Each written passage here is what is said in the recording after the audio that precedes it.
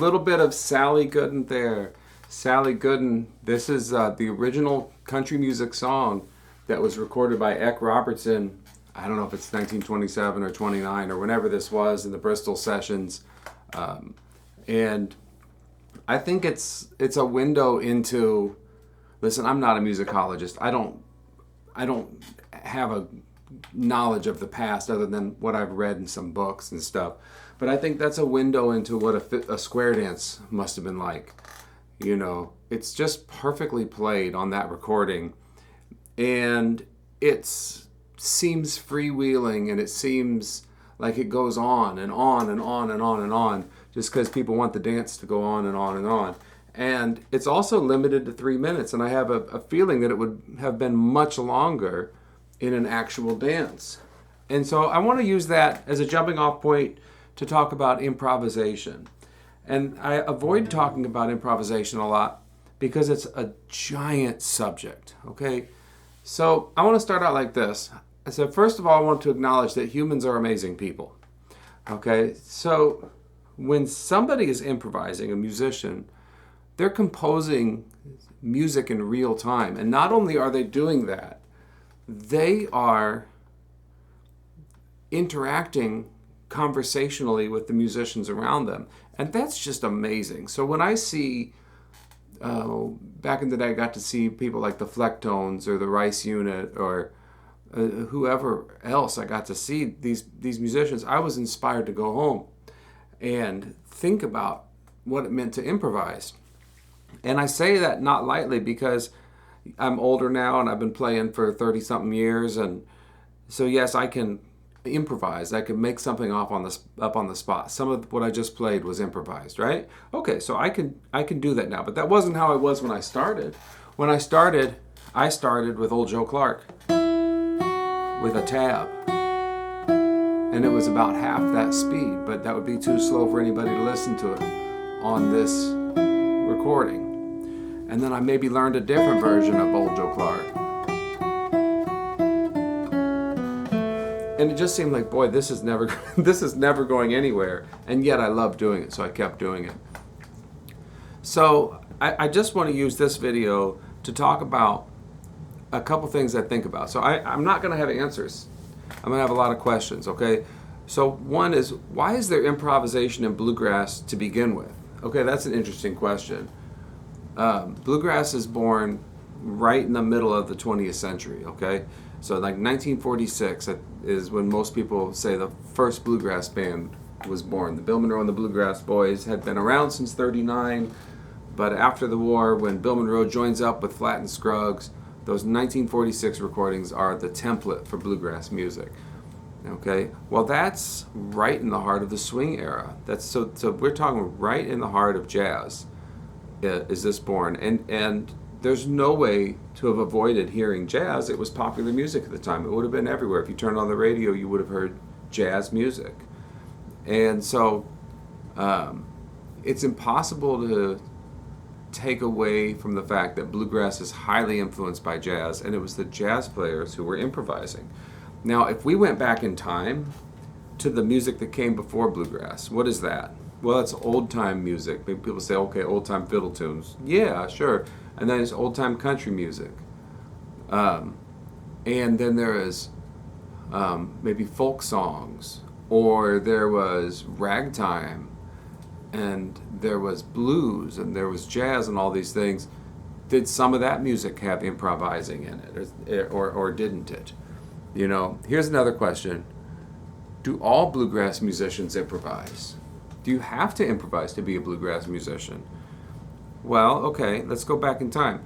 Did Bill Monroe and Flatt and Scruggs and the Stanley Brothers and Jimmy Martin's band, the Reno Brothers, the Osborne Brothers, did all of them improvise? With Bill Monroe, I certainly hear like a spirit of improvisation. And I do think that he had a knack for improvising and creating, because he was a composer too. He wrote a ton of tunes. So I definitely think he's improvising. How much improvising do I hear in Flatt and Scruggs? They seem to have like a really worked out thing going on, right? How much improvising do I hear in the Stanley Brothers? How much improvising do I hear in Jimmy Martin's band? maybe some, but I don't think everybody's improvising. So I think people are working out some solos and breaks and stuff like that ahead of time. So I don't necessarily know if you have to be an improviser to be a bluegrass musician. I think you could probably be a bluegrass musician and have a lot of stuff worked out. We kind of equate being an improviser with being a bluegrass musician, or vice versa now, but I don't know if that was always the case. Okay, so then here's another question. What percentage of what you're playing has to be new material to count as improvisation? Does it have to be all new every time? Can it just be a little portion at the end? You know? And like I said, I don't really have answers to all these things. I'm just thinking about it because I want to recognize that if you have never improvised before, it's a giant subject to tackle and to even think about, how would I do that? When I was a kid, my dad said something to me that really struck me. He said, you know, a good musician will never play a song the same way twice. Really? Is that true? So I went away thinking about that. Okay, I want to be a good musician. How will I not play the song the same way twice? That's the way the song goes. What does that mean? He never elaborated on what that meant. So that's interesting. So I had to take that home and kind of figure that out, what that meant. Okay, then another question is there improvising in any other area of life? You know? And for me, it's always been cooking because I forget to buy ingredients. And so I improvise when I cook a lot. I figured out a few flavors that go well together, and I can come up with a meal. You know, if I open the cabinet and I say, okay, I got this, this, and this, I can make a meal out of that because probably because I didn't get married till I was 40. So I had a lot of times where I just had to cook something for myself that I just had to look in the cabinet and see what was there. So there you go. So I think there's improvising in all different kinds of areas of life. I think it's not necessarily a musical trait, it's a human trait. And so that could be like, well, what are we going to do tonight? Well, we're going to go bowling. Well, we get to the bowling alley and it's closed.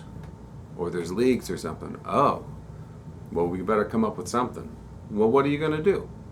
You know, okay, well, we're going to go to the mini golf place next door. We're going to, you know, invent an incendiary device and let it off behind the dumpster in the back of this place. I don't know, what is this going to be? The rest of your night, you know, is improvised now because your plan fell through. So I think that kind of thing is really interesting. Okay, then, can improvising be learned? Can you practice improvising? What do you practice to become an improviser? How have bluegrass musicians in the past learned to improvise? You know, how is bluegrass improvising different from jazz improvising, or blues, or rock, or country, or southern gospel, or any other different kind of American music? Or we could even go back and say classical music, you know, because we know that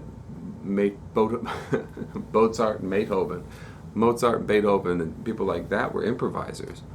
Okay, so it's just a really interesting subject to me because I think there's a lot of how-tos, and I think that I don't always know how to, right? So that's the first video that I'm going to make on this subject of improvising, and then from here I think I'll go into some other concepts and ideas, not of how to, but what I've found over the years that worked for me, and maybe some of it will work for you, and maybe it won't. Maybe there's something else that you'll find that works for you.